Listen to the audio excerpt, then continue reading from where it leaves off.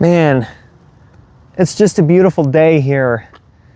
And it's not even spring yet. So I thought, well, let's make some content with the Subaru. Where did my car go? That's not the Subaru. What the Well, you know how I said I was keeping the Subaru? Yeah, that's not happening. To say the Subaru was doing Subaru things. It was consuming oil. Not just a little bit. It was drinking it like an alcoholic. Yep, so not even the valve cover gaskets or the spark plug tubes had fixed the issue. So I decided to get rid of it. And that's the new car. So without further ado, let's just jump right in. This is my new to me 2016 Mazda CX-3 Grand Touring all-wheel drive. And I'm so happy to have a car that I know I am going to trust and it's going to be reliable. And that's the precursor to why I got rid of the Subaru. So I was going to have to invest $2,500 into a $4,000 value car that was going to have the same issues down the road. And you don't know how the previous owner took care of that engine. So let's go ahead and let's go on a tour of my new car. So like I mentioned, this is my 2016 Mazda CX-3. It is a Grand Touring model and it does not have the iActive Sense package, which I'm kind of glad I did not get it. As we walk up to it, this car has definitely seen its, fair share of abuse. It's a single owner car, other than me. It's got some scratches down there. They had to replace the undershield and stuff. There's some, dents and whatnot. It's a daily driver. I don't want it to be in perfect condition, especially right there. The scratches on the tailgate, right there where it just took a lot of the paint off. I fixed a bunch of it and whatnot. Some scratches right there and whatnot. Some curved wheel. But this was actually a pretty cheap car to, purchase. And honestly, I love it so much more than my Subaru. So this car is in Soul Red Crystal Metallic, which is the most beautiful paint color I think I've ever seen in my entire life. And it's my favorite color car to this day. I mean, just look at this. Like, you get right up against the sunlight. Look at that paint. It is, I don't know how well it's coming through on camera, but in person, it's marvelous. But Grand Touring gets these wheels. They are 18-inch wheels. I might change it up. Not 100% sure yet. But you get some bright work down there. You got the taillights back there that are LED, same with the headlights. Pretty much everything on this car is LED except for the reverse lights and the plate lights. Already did that, and the turn signals, which those will be on the way. The lace fits that I'm going to plan to get. But let's go ahead and jump inside. It's got keyless access, which is nice. And don't mind the mess, because it is my daily driver after all, but we'll sit inside. Of course, it's doing the Mazda thing where the chrome likes to peel off, but I'll tell you what, this interior is actually punching way above its price class, because look at the door panel here. Yeah, it's hard up here, but it feels nice. It almost looks soft. You got this plastic aluminum feel, and even the door handle almost feels metal, but it's likely plastic. But you even have suede here. You've got red leather here on the door. You got some texturized plastic that's looking like carbon fiber. Same thing on the steering wheel here. Got the air turbine vents and stuff. Even this little portion right here is actually kind of wrapped in a faux leather. It is hard, but it's wrapped in faux leather. But look at this. This is padded right here, and this is nice because if you have to use if you're using the touchscreen, it's kind of a nice place to rest your hand. Which I have my thoughts about that, but yeah. Seat heat, single zone automatic climate control, which is fine. And this is the first car that I've actually had functional knee pads. Look at this. My knee is actually hitting up against this, which I've never had a car that has done that. And you guys can also see down there, there is only 2 pedals. I miss my manual, but I don't miss the problems. And here is the seats. They are a leather and suede combination with some red piping and red stitching. They look really nice, and I'm like really impressed with how this interior is. But back seat wise, again, it is my daily. I have some stuff in here. It's tight, but I mean, if I move my junk over here if I move back behind myself, yeah, I know my pants are dirty, but I've got some room.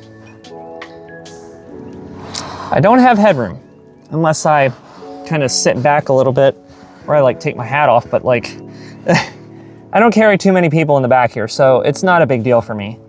But one other major complaint that people had with this car was actually the trunk space. Now, the Subaru, I'm definitely gonna miss the cavernous cargo area, but this really is not that bad. I truthfully am quite impressed with it. Why am I getting dripped on? Oh, it's because of the freaking car, because I ran it through the car wash. And there's some extra storage down there, and there's also a spare tire down there, which is nice. And the subwoofer is actually underneath here as well in the cavity where the spare tire is, so it's not taking up any extra room, which is very nice. Shut the tailgate, and this is also the first car that has a lock button for the tailgate that locks the entire car. That's pretty cool. So some of the things I really love about this car is literally just how nice it is in here. I just went 3 with it. This car even has a sunroof, which I'm not too pleased about. I'm not really a fan of sunroofs anymore. But anyways, I love the red leather in here. It is one of my favorite things. It's honestly a really great daily driver. So underneath the hood of the CX-3, if I can ever find the latch. Oh shoot. It's a heavy hood. All right, there we go. So underneath the hood of my 2016 CX-3 is only one engine option for the US market, and that is the 2-liter Skyactiv technology 4-cylinder, non-turbo. So this thing does not have a lot of power. It has 146 horsepower and 146 pound-feet of torque. I don't know much other than that. I looked extensively into the engine on this car, and it's been proven to be very reliable. I mean, everything is within easy access. Your alternator's right there. The throttle body's literally right here. It's even easier to access than Krack'N's is. You don't have to worry about the turbo. ECU is practically right here, I believe. Could be wrong about that. I mean, like, look at this. Like, there's so much room. You could probably have thrown another turbo in here if you wanted to. It's probably in other markets, but I know that the new CX-30, which is the successor to this, comes with the 2.5 turbo, and that thing's a rocket in such a small car, and it's not much bigger than this. But the main reason I got it was also the fuel economy, and we'll shut the hood and talk about that. Average fuel economy on this is supposed to be 27 in the city, 32 on the highway. Now, yes, it is my daily driver. I do run DoorDash with it. I've put about 1,700 miles on the car, and my average has been anywhere between 26, high 26s to even 29. I'll throw some of the calculator screenshots that I have up of the gas mileage in this car, and it's just so impressive what this car is doing as far as fuel economy. Although it's got a small gas tank, but it does pay off because I'm only putting about $20 to $25 in the gas tank from about a quarter tank. So I'm gonna kind of make this a slight buyer's guide, but some potential problems. There seems to be some sort of electrical issue that plagues these cars with the fuel pumps and the fuel system.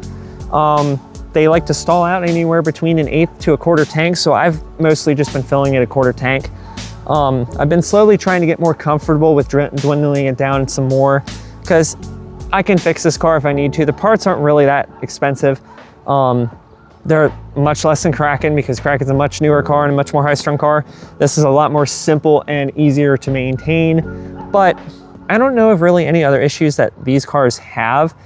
I mean, I'll throw them up on the side here if I find them, but they've been really good. Like, they're one of the most reliable Mazdas, but in the 3 weeks that I've owned this car, I absolutely love it. Definitely looking forward to showing you more of this car.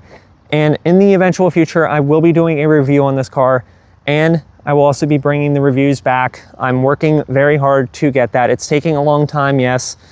I've got a whole lot of things going on in my life right now that are taking priority over this, but stay tuned, they are coming.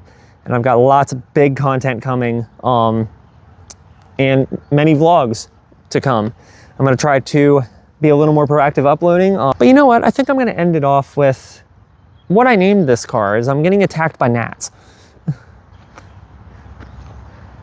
But I'm gonna end off with what I've actually named this car here. And it's gonna be called Masami, which is Japanese for basically beauty. I'll throw the full thing that I found online as far as the name, but it means beauty in Japanese. And I kind of wanted to do something a little more fun with that name. And CX, if I would have made an Instagram account, Masami Mazda would be kind of cool. But trying to come up with a girl name that starts with a C, yeah. And it would be like Candy CX-3 or something like that. I didn't want to do that, so yeah. But anyways, it is your boy Krack'N. We are signing off. Stay tuned for more content on this car as well as Krack'N, as I'm still getting attacked by frickin' gnats. So I'm gonna end the video now. So I will see you guys later. Peace.